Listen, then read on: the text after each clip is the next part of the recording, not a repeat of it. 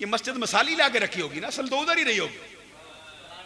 कभी कभी मैंने आपको देखा है थोड़ा सा चेहरे पे, तबीयत पे नागवारी गुजर जाती। चंद दिन पहले भी मैं बता रहा था कि 2-3 मसले मैंने पूछे तो हजरत की तबीयत पे थोड़ी सी नागवारी आ गई। उनमें से एक मसला ये भी था, मैंने अर्ज किया हजरत ये मस्जिद मसाली रखी ना, उसका मॉडल रख दिया यहां पे सरकार के सामने, क्योंकि उधर से तो मस्जिद ऐसा गायब नहीं हो सकती। तो सरकार नागवारी के अंदाज में फरमाते तू बड़ा बेअदब है। मैंने कहा हजरत कोई ऐसी बात मुझे तो नहीं समझ आई। आपने फरमाया इस तरह ना कहे कि मसाल इनके सामने रखी। मैंने कहा क्या कहूं? आप फरमाते इस तरह कहे कि असल उठा के यहां पे रखी और उसकी मसाल बना के उसकी जगह पे रखी। मुस्तफा को मसाल भी नहीं दिखाई, असल ही दिखाई है उठा के। मैं कहता हूं अगर मस्जिद अक्सा चल के हजरत अकील बिन अबी तालिब के घर के ऊपर मुअल्लक हो सकती है तो बैतुल्लाह भी तो आगे पीछे जा सकता है ना। हजरत इब्राहिम रदम बल्खी कहते मैंने आंखें मल के देखा, अर्ज किया मौला मेरा आना कबूल नहीं या मेरी आंखों को कोई मसला हो गया? फरमाया तेरा आना भी कबूल है, तेरी इबादत भी कबूल है, ना घबरा, हमने खाने काबे को भेजा है एक बुढ़िया की ज़ियारत के लिए। अब ख्वाजा अजमेर गए हों तो फिर काबा इनका तवाफ करता होगा, ये काबे का। हजरत ने गौर फरमाया आपने। और मैं कहूं तो आप कहेंगे जाती करता है, लेकिन मैं आला हजरत की जुबान से कहते हैं, आला हजरत खुद कहते हैं सारे अख्ताब जहां करते हैं काबे का तवाफ, काबा करता है तवाफ दरे वाला तेरा, और परवाने हैं जो होते हैं काबे पे निसार, शम्मा एक तू है कि परवाना है काबा तेरा। आला हजरत कहते गौसे आजम अब्दुल कादिर जिलानी जमाने के सारे कुतुब काबे का तवाफ करने जाते हैं, लेकिन काबा तेरा तवाफ करने जाता है। अगर काबा आला हजरत के फतवे की रूह से गौसे आजम की ज़ियारत के लिए जा सकता है, ख्वाजा अजमेर की ज़ियारत के लिए कौन नहीं? झूम के फरमाते मैं खाने काबे का तवाफ करता था, आवाज आई मोइनुद्दीन हमने तेरा आना कबूल कर लिया, जा हमने तेरे गुनाह बख्शे, जा हमने तुम्हें बख्शा। और ये तो सिलसिला चिश्तिया की बात है, ये अपने लिए कुछ मांगते ही नहीं। पूछो ना ये जो सरकार बैठे हैं, जो सरकार जलवा फरमाए हैं, सारी उम्र झगड़ते गुजर गई लोगों की, फरमाए जो कुछ है सारा मुरीदों के लिए ही रखा है, या मुरीदों के लिए है या पीर के लिए है, नजराना पेश करने के लिए। अदीदान गिरामी कदर में जो बात अर्ज करने लगा था, हजरत ख्वाजा अजमेर के जो पीर है ना, हजरत ख्वाजा उस्मान हारवनी, उनके मुतल्लिक ये बात मशहूर है। वो फरमाते 30 साल मेरे ऊपर ये जमाना गुजरा है, मैं नमाज पढ़ता था ना, नमाज मैंने पढ़ी तो आवाज आई हमने तेरी नमाज कबूल कर ली। हजरत ख्वाजा उस्मान हारवनी कहते मेरी हर नमाज पे आवाज आती, उस्मान हमने तेरी नमाजें कबूल की, मांग क्या मांगता है? कहते मैं अर्ज करता मौला मैं तुझसे तुझी को मांगता हूं, दे तुझसे मांगू मैं तुझी को कि सब कुछ मिल जाए। 100 सवालों से यही एक सवाल अच्छा है। फरमाते हर आवाज में मैं कहता मौला तुझको तुझसे तुझी को मांगता हूं, उधर से आवाज आती जा हमने अपना आप तुझे सपुर्द किया और मांग। कहते जब और मांगने की बात आती तो मैं कहता मौला अपने महबूब की उम्मत की बख्शिश अता कर। कहते जब मैं दुआ मांगता मेरे महबूब की उम्मत की बख्शिश दे, उधर से आवाज आती तेरी एक दुआ पर अपने महबूब के 30,000 उम्मती बख्श के जन्नत में दाखिल किए। फरमाते 30 साल हर रोज पंजगाना नमाज के अंदर मेरे साथ ये मामला होता। ये मर्तबा है औलिया करम का। और हजरत ख्वाजा अजमेर फरमाते मैं खाना काबा का तवाफ करता था, आवाज आई मोइनुद्दीन जा हमने तुम्हें बख्शा, तेरा आना कबूल किया।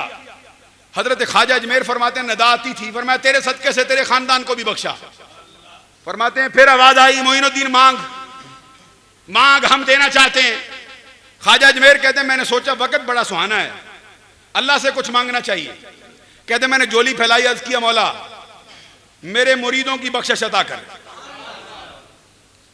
ये आपकी बख्शिश की बात है ना, सुभान अल्लाह, मेरे मुरीदों की बख्शिश अता कर।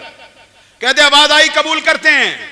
कहते मैंने अर्ज किया मौला ये तेरा मोइनुद्दीन उस वक्त तक जन्नत के अंदर कदम नहीं रखेगा जब तक कि मुझसे पहले मेरा हर मुरीद जन्नत में दाखिल ना किया गया। उधर से आवाज आई जा हमने इसको भी कबूल किया। ख्वाजा अजमेर वापस लौटे ना, लोगों ने बातें सुनी तो आपसे आके पूछा कि आपके मुरीदों से मुराद कौन है?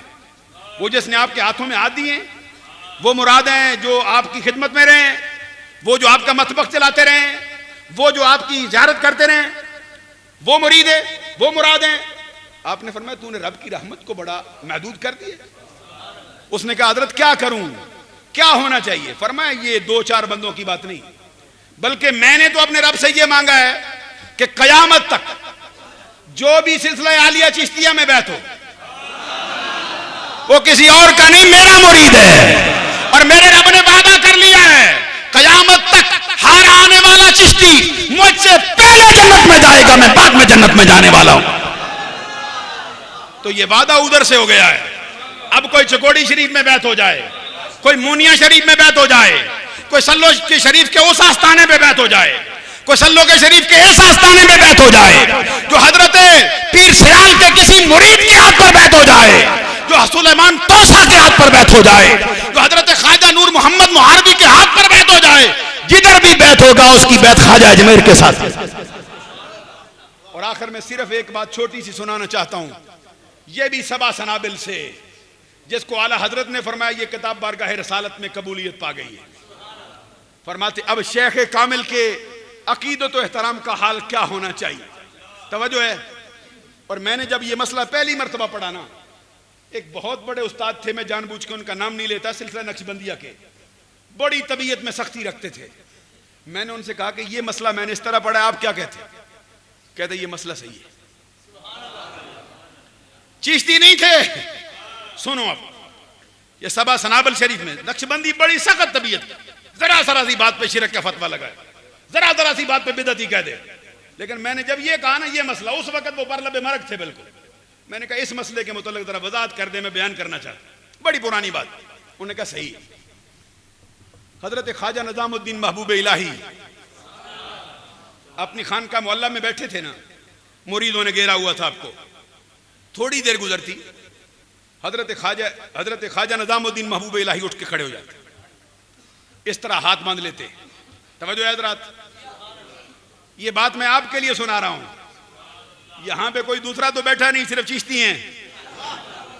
मैं आपको शेख की अजमत का, मोहब्बत का दर्स देने लगा हूं, अपनी तरफ से नहीं। मीर अब्दुल वाद बलग्रामी ने लिखा है और अमल ख्वाजा निजामुद्दीन महबूब इलाही का है। फरमाते हैं कि मुरीदों के दरमियान बैठे थे, और मुरीदों के दरमियान जब पीर बैठा हो तो फिर भूल जाता है सब कुछ। अक्सर आजकल का पीर है, फिर उसे और कुछ याद नहीं रहता, फिर वो अपनी अनानियत में रहता है, उसके मसाइल कुछ और हो जाते हैं। लेकिन हमारे बुजुर्गों का ये मसला नहीं, इधर तो जहां भी बैठे अपने मरीदों का ही ख्याल रहता है। अदीदान ग्रामी कदर में जो बात अर्ज करने लगा हूं, ये कान खोल के सुनने वाली। हजरत ख्वाजा निजामुद्दीन महबूब इलाही थोड़ी देर गुजरती फिर खड़े हो जाते, फिर बैठ जाते, थोड़ी देर गुजरती फिर खड़े होकर हाथ बांध लेते। हजरात बात सुनिए तवज्जो से। कहते चंद मरतबा आपने इस तरह किए, बैठ गए।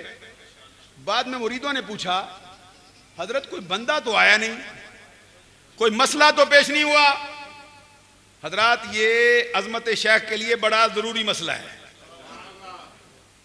मुरीदों ने पूछा हजरत कोई बंदा तो आया ही नहीं इधर, कोई आपको काम भी नहीं हुआ। जरा जरा सी बात पे उठ के खड़े हो जाते, इस तरह हाथ बांध लेते। क्या मसला था? ख्वाजा निजामुद्दीन महबूब इलाही फरमाते छोड़ो, क्या पूछते हो, ये हमारा अपना मसला है कोई। उन्होंने जिद की हजरत कुछ बताएं तो सही, ये बात कोई खास है जो आप खड़े होते, फिर नजरें झुका लेते, हाथ बांध लेते, बड़ी देर खड़े रहते, फिर बैठ जाते, फिर थोड़ी देर गुजरती। आप फरमाते जब मैं अजमेर शरीफ में हाजिर हुआ था ना, हजरत ख्वाजा निजामुद्दीन महबूब इलाही से बड़ा कोई आलम रब्बानी नहीं, ये वक्त की नबज रोकने वाले आलम रब्बानी थे, बड़े बड़े बादशाहों से टकरा जाने वाले, कोई ये 2-4 तकों की खातिर जमीन को बेचने वाले नहीं थे, खुद कई 100 गांव की जागीर थी इनके जेर असर। ख्वाजा निजामुद्दीन महबूब इलाही आंख उठा के देखे, खुदा की कसम कायनात का निजाम बदले, जिस तरह की हस्ती है। लेकिन हाथ बांध के खड़े होते हैं थोड़ी देर, फिर बैठते हैं, फिर खड़े होते हैं। मुरीद पूछते हैं हजरत मसला क्या हुआ? आपने फरमाया मसला यह था कि मैं जब ख्वाजा अजमेर की बारगाह में हाजिर हुआ, वहां पे मैंने कुत्ता देखा था। कहते जब मैं वो कुत्ता देखा तो उसके नक्शो नगार मेरे ज़हन में महफूज हो गए। कहते उसी रंग का एक कुत्ता भी गली से गुजरता था। हजरात अब ना समझे तो मैं क्या समझाऊं आपको, आपके दिल में ये बात कैसे उतारूं? आपके दिल के अंदर अगर किसी और ने जगह बनाई हो तो ये आप जाने। मैं तो मोहब्बत शेख की बात करता करता हूँ, ख्वाजा निजामुद्दीन महबूब इलाही की जुबान से करता हूँ। फरमाते वो कुत्ता नहीं आया था, उसकी शक्ल का कुत्ता गुजरा। मेरे शेख के अदब ने मुझे उठने पर मजबूर कर दिया था, उठ के खड़ा हो जा।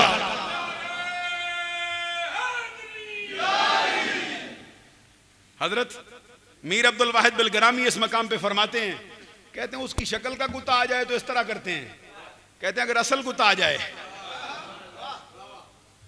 बस आपकी खिदमत आलिया में यही गुजारिश है, अगर अपने पीर से कुछ पाना चाहते हो तो इसी तरह मिट जाओ, और अगर मिटोगे कुत्ता बनकर भी इनके दरवाजे पे आओगे तो कुरान से पूछ लो ना, असहाबे काफ का कुत्ता भी आके दरवाजे पर बैठ जाए तो 309 बरस उसको भी भूख नहीं लगती। 309 बरसों के अंदर बढ़ापा कमजोरी उस पर गालिब नहीं आती, उसको आवाज जरूरिया की जरूरत नहीं पड़ती। कुत्ता है, फिर उसका जिक्र भी कुरान में आ जाता है। जो रहमतें उन पे बरसती हैं उनके दरवाजे पे बैठने वाले कुत्ते पर भी बरसती। मेरी गुजारिश है उसी अंदाज में आ जाओ। आओगे तो जो रहमतें उन पे बरसती हैं उसका कुछ हिस्सा आपके दामन में भी जरूर पड़ जाएगा। अल्लाह ताला अमल की तौफीक से माला माल फरमाए। दौरान गुफ्तगू कोई गलती हुई हो तो माफी का तलबगार हूँ। व आखिर दावा अनिल हम्दुलिल्लाहि रब्बिल आलमीन।